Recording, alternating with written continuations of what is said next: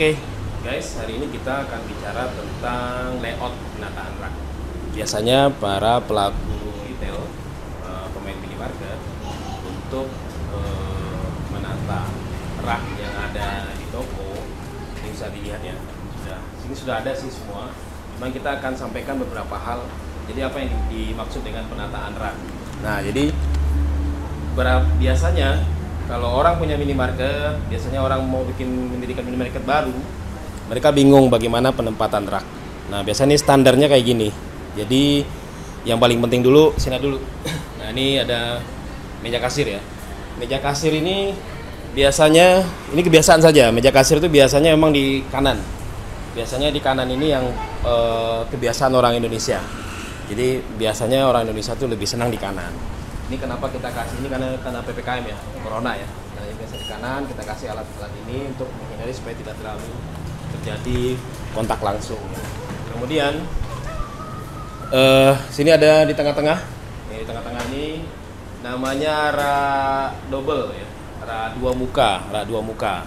Kemudian di sini di kiri ada namanya, ini namanya rak wall. Ini rak wall ya, rak wall, rak dinding. Rak dinding biasanya tingginya kami setting biasanya kalau toko di bawah 100 meter persegi, tingginya biasanya 170. Kemudian kalau di tengah, nah ini biasanya 120.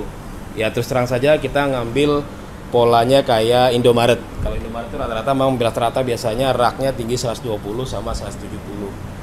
Nah jadi tinggi rak dinding. Kemudian ini rak double ya. Nah ini namanya rak N. Ini rak N gondola. Jadi rak N ini untuk mempercantik tampilan,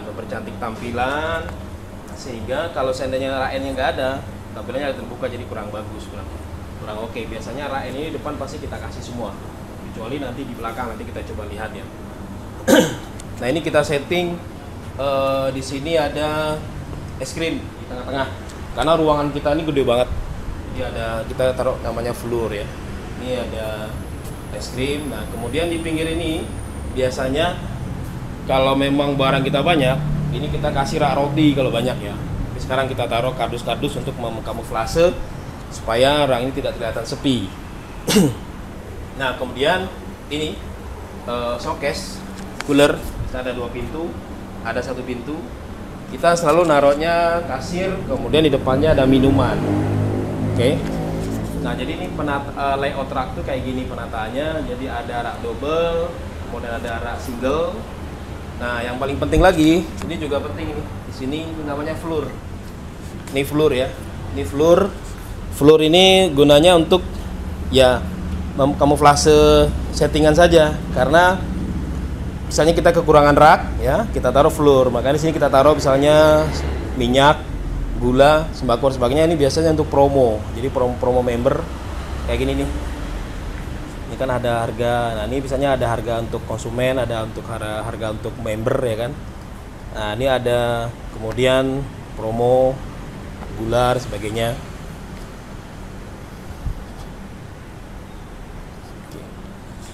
Kemudian ada beras. Kita setting itu penataan rak kayak gini nih.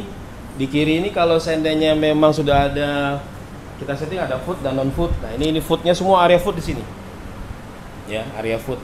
Nah kemudian di sini ada area non food. Jadi semua non food di sini. Nah, non food. Nanti kita akan bahas lagi planogramnya. Ini khusus kita hanya bicara tentang layout dan penataan rak saja. Jadi layout penataan rak saja. Kemudian nih raknya semua sudah ada. Ini saya sampaikan yang di belakang ya. Contohnya, nah ini kalau nggak menggunakan rak N, dia terbuka kayak gini. Nah, ini nggak ada rak N-nya. Jadi di belakang sebenarnya tidak perlu rak N juga, kecuali kalau memang nanti produknya semakin banyak, produknya berlimpah dan harus dipajang, ini tinggal tambah rak N. Kemudian di sini tinggal tambah rak N. Jadi ada beberapa yang kasih rak N yang model kayak gitu di sana. Nah ini ada rak N-nya ya, karena barangnya agak banyak, kita kasih rak N.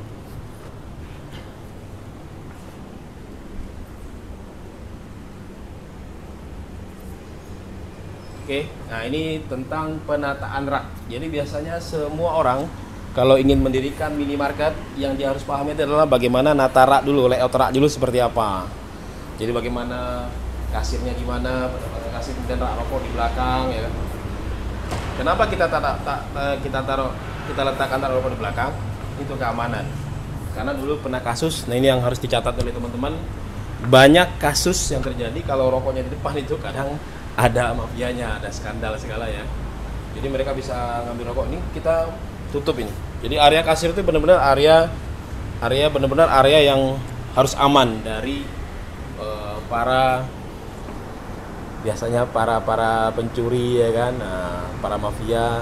Jadi mereka pasti melakukan melihat kondisi ini. Kalau seandainya ini mereka akan coba, karena kita pernah kejadian satu kali itu mereka melakukan pencurian. Oke. Nah, masalah selain rak itu nanti kita juga bicara, nanti ada AC dan sebagainya, ini hanya tambahan saja. Jadi tidak harus pakai AC, bisa juga pakai kipas angin taruh di atas dan sebagainya, itu bisa. Oke.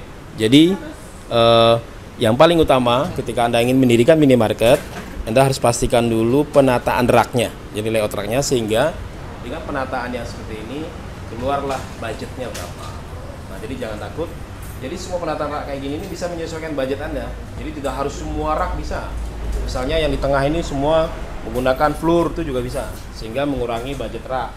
Jadi sehingga tidak harus pakai ini semua ya. Jadi bisa pakai floor, pakai kayu, pakai palet dan sebagainya itu bisa, atau pakai meja itu juga bisa.